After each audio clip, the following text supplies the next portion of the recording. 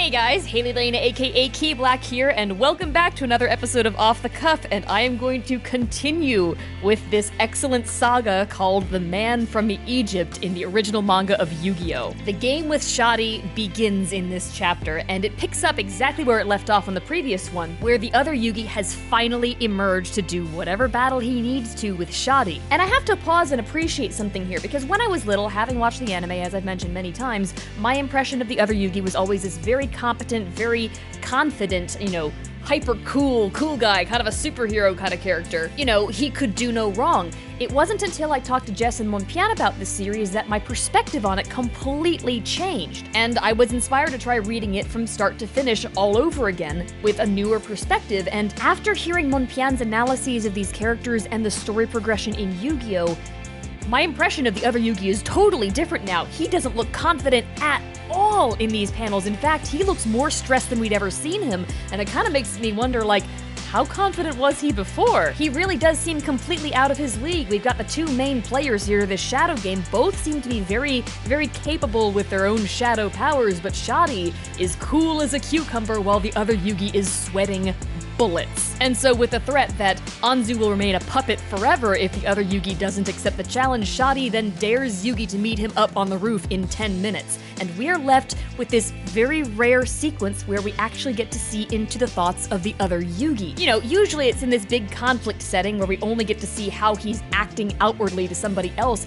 but here we get to see that even the other Yugi doesn't know what the Millennium Puzzle does. So that's nice and concerning, after we've been seeing him use the powers of the Millennium Puzzle without any hesitation on all these people so far. The other Yugi finally goes up to the roof and it is game time, and immediately, first off, we get the coolest transition sequence here where the other Yugi arrives on the roof and sees Anzu is about to walk the plank off the side of the building, held up only by 4 small statues chained to a fence with a rope. We get this tense pacing in the paneling as we cut in to notice all the details of this scene here as the other Yugi is taking everything in complete shock and horror, again, sweating bullets, while Shadi calmly says, "Now it is time to begin the game, the weighing of the mind." So the shoe is entirely on the other foot in this setting. Usually it's the other Yugi challenging people to highly stressful games, but he doesn't seem to like it when the tables are turned very much. He certainly doesn't seem so cool anymore with people's lives being on the line when it's people he cares about. And I love this kind of thing. I love it when the tables are turned on a character like the other Yugi here, when he's kind of been asking for it. And in fact, the other Yugi is so stressed in the situation that as soon as Shadi even lobs a "Don't be scared, Yugi," one of the statues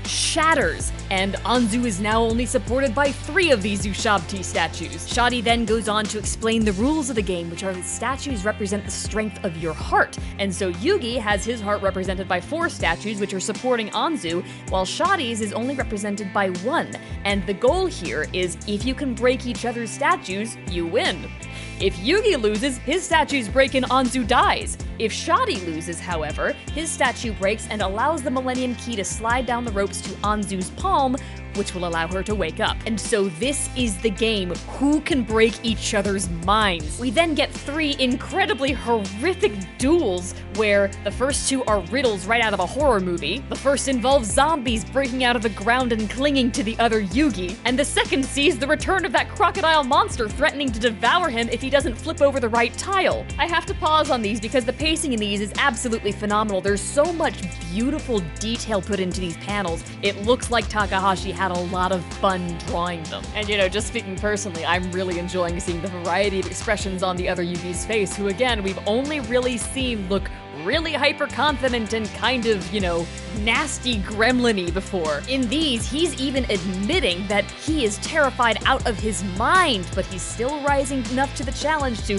try desperately to save Anzu's life and defeat this guy who showed up out of nowhere who seems hell-bent on finding out the secrets of the Millennium Puzzle that even the other Yugi himself doesn't know. In particular, though, I love one of these panels, which is the crocodile monster Amit peering out from the hole in the ground as he's about to grab Yugi. There's just something amazingly scary about how Takahashi drew those glowing eyes peering out. I didn't find it so scary when I was a kid, but reading through it again now, it's really given me the willies. The third and final challenge, however, is very different. This time it's not a riddle. This time it is a one-on-one showdown between Yugi